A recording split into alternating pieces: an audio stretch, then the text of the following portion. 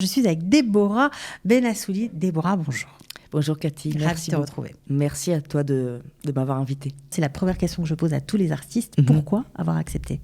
Écoute, j'ai accepté parce que d'abord ça me touche énormément. C'est une période qui est tellement difficile pour tellement de gens que je trouve qu'il faut s'aider les uns les autres et se soutenir. Donc c'est le minimum que je puisse faire, quoi.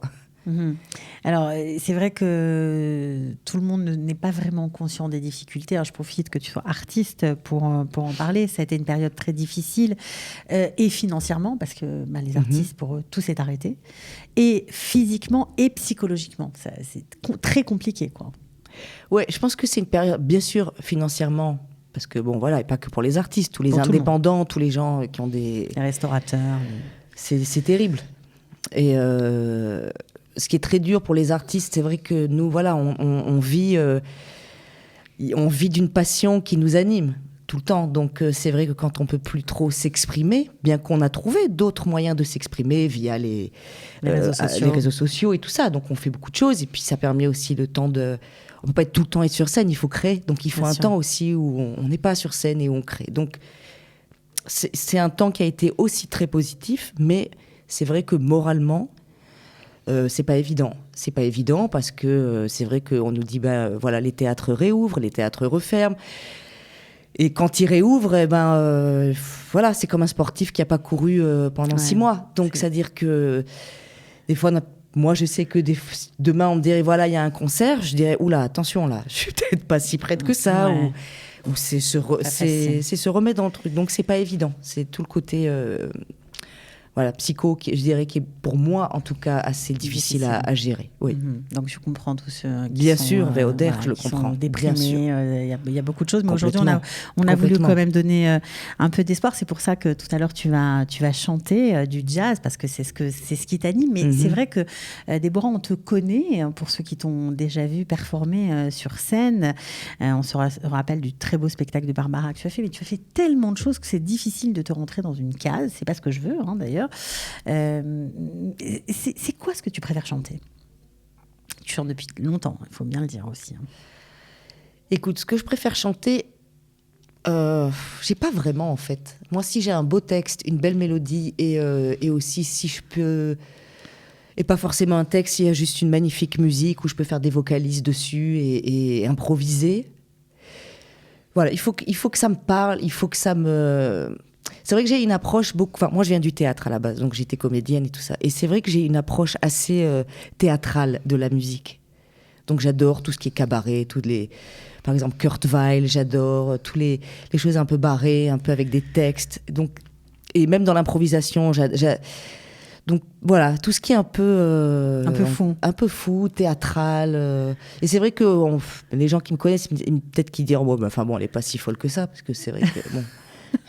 On peut être sérieuse dans la vie et folle sur scène, c'est pas grave. Oui, mais même sur la scène, je pense que voilà, je suis pas une chanteuse un peu complètement barrée, punk et tout ça. Donc, mais c'est vrai que peut-être que voilà, en vieillissant, j'aimerais bien m'autoriser à m'en foutre en fait.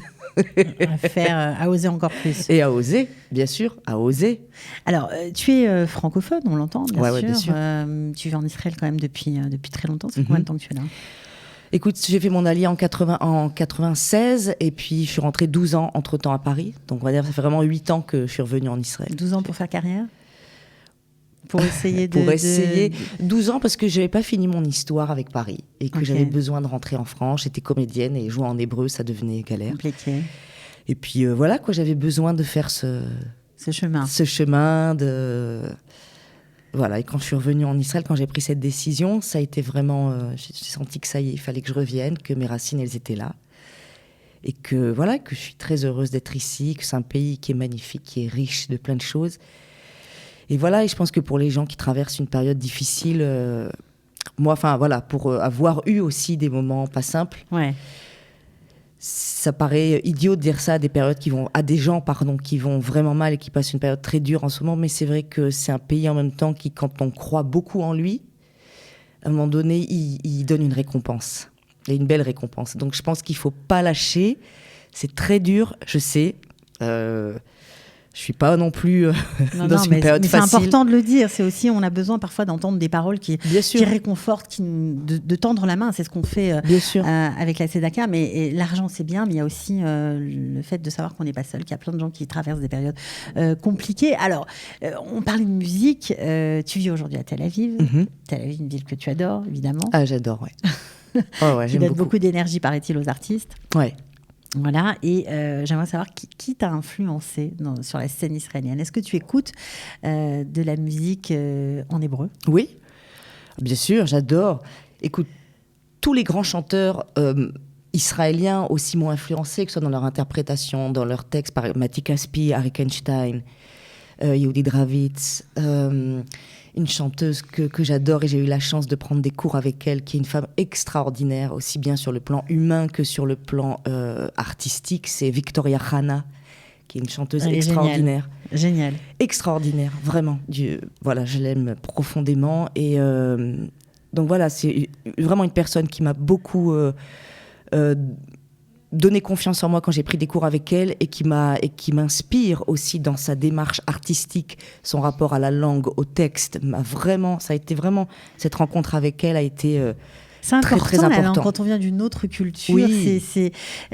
Alors quoi, c'est la guerre, c'est l'amour. Comment ça se passe ? Parce que c'est dur de s'approprier une langue et de chanter dans cette langue. Tu le fais pas souvent. Non, écoute, je chante très peu, pratiquement pas en hébreu. J'ai un amour énorme pour cette langue parce que c'est justement quand on voit le travail de Victoria Hana sur la langue, sur l'hébreu, moi je suis tombée encore plus amoureuse de cette langue grâce à elle, parce qu'il y a vraiment un travail sur les sons, sur la langue, et puis la langue hébraïque, elle est tellement riche de sens et de sons et d'images, et c'est une langue qui fait du bien. Je pense c'est la langue Sfat HaKodesh, c'est pas pour rien, elle a aussi un pouvoir de, je sais pas, on guérit aussi avec les lettres hébraïques dans la Kabbale, donc je pense qu'elle a un pouvoir de guérison aussi quand on va profondément dans les textes. Et donc pour moi, voilà, je pense que ce qui donne du bonheur aussi, c'est peut-être cette période de Corona et toute cette période de ces guerres. On s'est rendu compte finalement que, bon, l'argent, bien sûr, il en faut pour vivre et pour se nourrir, si on a des enfants, pour les éduquer et les élever comme il faut. Mais c'est vrai que la solidarité qui arrive, tout ce que vous faites ici à Kalita, c'est magnifique, et ça donne de l'espoir en l'être humain, parce que je pense que l'être humain, il a fait beaucoup de choses vraiment nazes là ces derniers temps, et je pense que là, même le bon Dieu, j'ai l'impression qu'il a dit, moi les gars, c'est bon, vous vous débrouillez. Et je pense qu'en fait, c'est à nous maintenant de montrer qu'il faut qu'on cède, que ce soit les artistes, on est tous à la même enseigne maintenant. Exact, tout à fait. Donc il n'y a plus de différence. Cette très jolie phrase que tu viens de prononcer, tu me fais une transition parfaite. On va écouter tout de suite un titre en hébreu, a cappella, voilà, un petit bout. Un petit bout. Voilà, on va tous se donner la main, et ça tombe très bien parce que c'est exactement ce qui est sous-tendu dans la chanson. On va écouter un titre de Mati Caspi. לקחת את ידי בידך ואמרת לי, בואי נרד אל הגן. לקחת את ידי בידך ואמרת לי, דברים שרואים משם לא רואים מכאן. ניגנת לי שיר על הגיטרה וקולך רעד, רוח בי קמה, רוח שרה, והזמן כאילו עמד, ואני עוד זוכרת כל טעם וריח, את חלקת השדה לאור הירח. כל התן מן הוואדי וכובד הפרי בבוסתן, דברים שרואים משם לא רואים מכאן. דברים שרואים משם לא רואים מכאן. Alors Déborah, on te connaît, on sait que tu as vécu aux États-Unis, tu as chanté à Paris, tu t'es produit dans de nombreuses villes d'Europe, aussi évidemment en Israël. C'est quoi ton plus joli souvenir ? C'est New York. Pourquoi ? C'est New York parce que ça a été j'avais l'impression de vivre dans un rêve. En fait, je suis partie à New York. Je me suis dit, comme je chante du jazz, il faut aller voir d'où elle vient, cette musique. Et je passais mes nuits dans les clubs de jazz à rencontrer tous les plus grands. Et puis ça a été extraordinaire, quoi. J'ai rencontré des gens extraordinaires aussi là-bas. Tu as chanté, j'imagine? Pas beaucoup, parce que j'étais surtout partie pour apprendre et découvrir et me nourrir. Et donc j'ai chanté un petit peu là-bas, et ça aussi, ça a été génial. J'ai rencontré des musiciens exceptionnels. Ouais, je dirais... Tu as été au Café Wa? Au Café Wa? Non. Ah, mais ça, tu as raté. Non, j'ai pas été au Café Wa. C'est un café légendaire aussi, là-bas. Non, j'ai pas été. Mais alors, c'était quoi ton souvenir vraiment qui t'a marqué? C'est une ambiance générale? Oui. Le premier voyage que j'ai fait, parce que j'ai fait plusieurs mois là-bas, par 3 mois comme ça, mais je dirais c'est une ambiance générale. Ça a été, surtout les 3 premiers mois, ça a été comme j'avais l'impression d'être dans un film de Woody Allen tout le temps. Pas mal.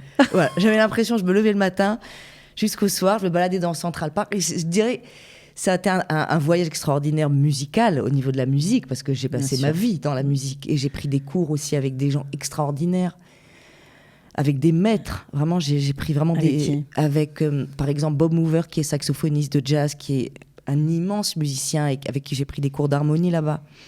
Barry Harris, qui est un pianiste de jazz, qui est une légende du jazz, avec qui fait des sadhanaot, comme ça, des stages, des workshops toutes les semaines, et aussi pour les chanteurs. Et ça a été pour moi de chanter et de l'avoir à côté. Et ça a été... inspirant. Plus qu'inspirant, pour moi, ça a été... voilà, je me suis dit, ah bah ouais, ça y est. Dieu existe. Merci. Alléluia, Lord. Ok. T'as été voir du gospel aussi? Ah ouais. Moi, j'étais à fond. C'était magnifique. J'étais à fond, ouais. J'étais vraiment à fond. Un rêve éveillé. Ah oui, c'était un rêve éveillé, vraiment. Bon. Alors, ensuite, tu es revenu, tu vis en Israël depuis un petit moment. C'est dur de chanter du jazz quand on est francophone et qu'on vit en Israël? Non. Non? Non, c'est pas dur parce que... Bon, c'est sûr que chanter du jazz à la base, c'est vrai que c'est pas chanter de la pop et vendre des millions de disques, on le sait, mais c'est pas pour ça que je fais ce métier. Donc à la base déjà, c'est pas grave, c'est pas très grave. Et chanter du jazz en Israël, au contraire, il y a tellement de grands musiciens de jazz en Israël, tellement le niveau musical en Israël est très très élevé. Et de voir tous ces jeunes musiciens. Pour moi, c'est très inspirant, chanter du jazz en Israël. Après, voilà, c'est un petit pays, donc forcément, c'est bien de sortir. Ce qui est bien en Israël, c'est que c'est bien d'en sortir et de faire des concerts ailleurs et de revenir et de...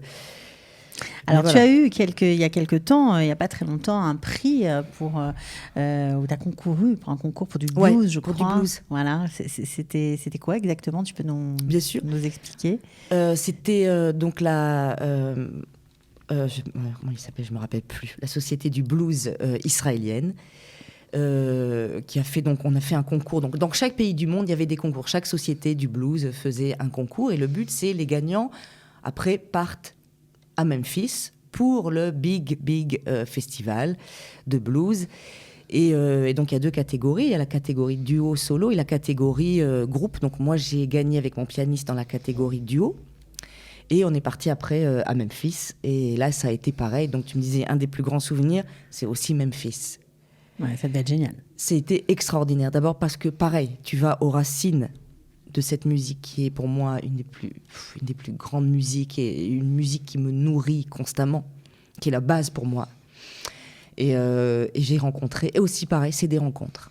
C'est des rencontres. C'est l'histoire du peuple noir américain qui, pour moi, me touche tellement et me bouleverse vraiment de l'intérieur, comme l'histoire du peuple juif a la même chose, quoi. Pour moi, ça me touche autant. Et voilà. Et donc, ça a été... À chaque fois que je vais aux États-Unis, il se passe un truc. C'est riche de rencontres. C'est pour moi, il y a un truc. Bon, mais ce qui est génial, c'est que tu es là et bien là. Ça fait 8 ans que tu es avec nous. Apparemment, tu ne comptes pas changer de pays pour l'instant. Non, je reste. Voilà, et tu vas continuer de créer. Est-ce qu'on va avoir la chance de découvrir un album personnel à toi dans les mois qui viennent? Écoute, j'y travaille. Je suis pas très rapide. Dans les mois, j'espère. Dans les mois, je ne sais pas quand, mais en tout cas, je travaille dessus. Ce sera jazz, ce sera blues? C'est un peu un mix de ce que je suis, quoi. J'arrive pas trop Français, hébreu, anglais, tout? Pour l'instant, j'écris en anglais. Ok, en anglais. Maintenant, on verra. Voilà. Tout n'est pas fait, donc je sais pas, je peux pas te dire encore. Bon, alors comme tu es passionné du jazz, on va profiter d'écouter une chanteuse que tu adores. Alors si tu peux nous parler d'un petit peu d'elle, parce que certaines personnes ne la connaissent pas. Pourtant, c'est une grande chanteuse. C'est une immense chanteuse, c'est une des plus grandes chanteuses de jazz. C'est Abbey Lincoln, qui était aussi une grande militante pour les droits des Afro-Américains. Et en même temps, voilà, un petit clin d'œil c'est le mois de Black History Month aux États-Unis. Et voilà, donc elle s'appelle Throw It Away. Ok, qui veut dire to throw it away, c'est lâcher, c'est jeter, en fait, ce qui nous fait pas du bien. Voilà. Elle dit vis ta vie, donne de l'amour et t'encombre pas avec ce qui sert à rien, quoi. Voilà, donc j'espère que vous êtes, vous qui nous suivez au rendez-vous, que vous êtes en train de monter sur le site internet pour faire monter les compteurs. On en a besoin. 1000 familles vont être aidées grâce à vos dons, grâce à votre générosité. Merci d'avance, vraiment. Il n'y a pas de petits dons, donc faites-le. En plus, vous pouvez, en cette veille de Purim, bénéficier de la mitzvah. Vous pouvez faire la mitzvah de Matanot, la Evionim. Donc on en profite, mais pour l'heure, on écoute Déborah et cette chanson qu'elle chante a cappella, bien sûr. I think about the life I live, a figure made of clay, and think about the things I lost, the things I gave away. When I'm in a certain mood, I search the halls and look. One night I found these magic words in a magic book. Throw it away, throw it away. Give your love, live your life each and every day, and keep your hands wide open. Let the sun shine through, 'cause you can never lose a thing if it belongs to you. There's a hand to rock the cradle and a hand to help us stand with a gentle kind of motion as it moves across the land, and a hand unclenched and open, gifts of life and love it brings. So keep your hand wide open if you're needing anything. Throw it away, throw it away. Give your life, give your love, live your life each and every day, and keep your hand wide open. Let the sun shine through, 'cause you can never lose a thing if it belongs to you. Merci Déborah, à très bientôt j'espère. Merci beaucoup Cathy.